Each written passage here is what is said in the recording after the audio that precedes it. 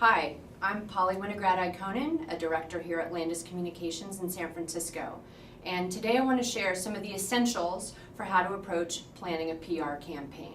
This really applies to any communications campaign, but there are 5 fundamental questions that you need to be asking yourself at the beginning, along the way, and at the end. And that's who, what, where, when, and why.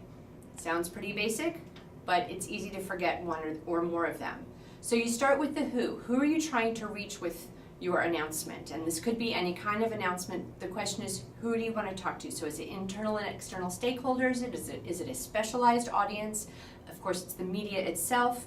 And that will then help shape the answers to the rest of your questions. Next up is what. What is it that you want to say? What is the core message and how are you positioning it? And then how can that be applied through multiple channels? And that's when you get to the where. Where do you want to reach the who and deliver your what, right? So this could, again, be social media.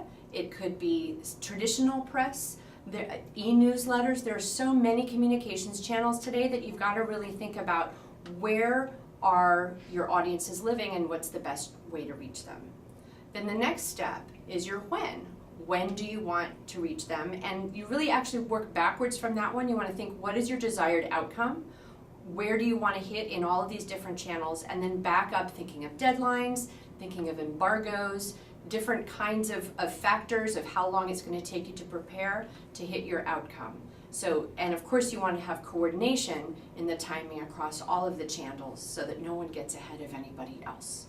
And ultimately, this all rests on a why. And why is a critical question that needs to be asked at the beginning. Why are you making this announcement in the first place? You want to check in along the way, because as you get input from different stakeholders on your team, there are going to be some changes. You need to keep checking into okay, why are we doing this again? And if we're going to make that change, does that still hold to our original goal?